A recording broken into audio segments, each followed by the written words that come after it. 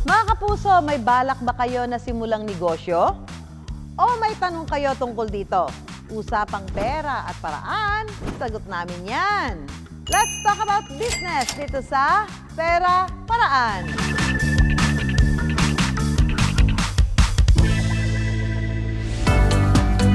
Mga kapuso, ano ba ang pangarap niyong negosyo?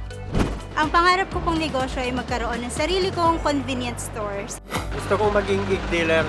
Pangarap kong negosyo ay makapagtayo ng sari-sari store. Miss Susan, may pangarap po akong negosyo. Pero paano kung budget ko naman ay zero? No worries, sagot namin kayo dyan. Tips kung paano magkakaroon ng puhunan sa negosyo, to the rescue dyan ang ating kapuso financial expert, Tyrone Soli. Paano mo i-determine na ito ang tamang kapital sa isang negosyo? So, to determine yung right capital sa isang negosyo, kailangan mo i-research kung magkano yung kakailanganin mong gastusin to start that business. Okay. Halimbawa, ang balak mo negosyo karinderya. Ano yung mga ipa-factor in mo na gastos? Dalawa yan. Isang CAPEX o capital expenditures at isang OPEX o operating expense. Ano yung pagkakaiba nun? Yung CAPEX is lahat ng mga materials na kailangan mo, meaning yung mga ulam na kailangan mong bilhin, yung mga platito, mga ganyan, okay. mga pangluto, ganun. Tapos pagdating naman sa OPEX, ito naman yung pasweldo mo sa mga tao, pambayad mo sa renta, kuryente, tubig. Pagkatapos malaman ang tamang kapital sa negosyong gusto mo, ang hanapin naman natin, puhunan. Ang unang paraan, ipon. Mula sa sahod sa iyong trabaho, maaaring magtabi ng porsyento nito para makaipon ng kapital na kailangan mo sa negosyo. Halimbawa, kung ang target na puhunan, 150,000 pesos, magtabi ng 12,500 mula sa iyong sahod sa loob ng isang taon. Pero kung kulang ang sahod, gumawa ka ng paraan para magkaroon ka ng additional income, such as side hustles, like freelancing o pag-a-affiliate. Pero kung hindi pa rin ito sasapat, ang next option, bank loan. Sa bangko kasi tested sila and then kailangan mo lang magsabit ng mga requirements and then depende doon sa proof of income mo, doon madidetermine ng bangko kung magkano yung kailangan nilang ipahiram sa'yo.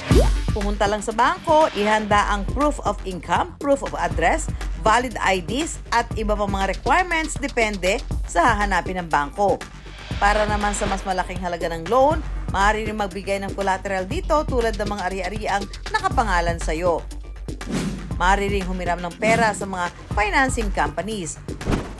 Kung miyembro ka ng isang kooperatiba o co-op, isang asosasyon na karaniwan sa mga kumpanyang iyong pinagtatrabahuhan, maaaring dito ka rin humiram ng perang pampuhunan.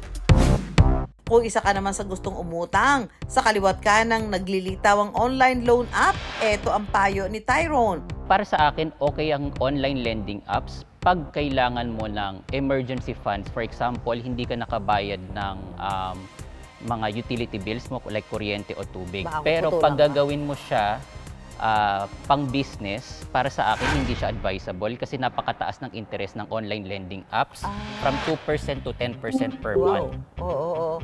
Tapos ano yan? Di ba ang isa sa mga risk niyan baka yan yung mga bogus, Pwede scam. rin. Oo.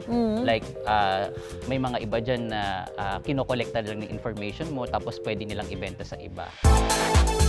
Para malaman kung lihitin mo ang isang online lending app, maaaring i-check ang registration nito sa SEC o Security and Exchange Commission o pumunta sa physical office nito, mga kapuso. Tandaan, ang pangungutang ay isang responsibilidad. Huwag kalimutang magbayad.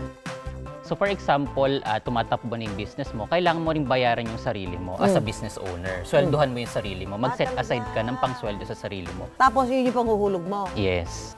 So mag-ipon ka para sa sarili mo, tapos yun yung yung ibang mabayad mo. Thank you po sa tips. Dahil dyan, pwede na ako magsimula ng negosyo. Mag-iipon o utang? Planuhin yan ng mabuti, mga kapuso, para ang pangarap na negosyo masimulan ng maayos.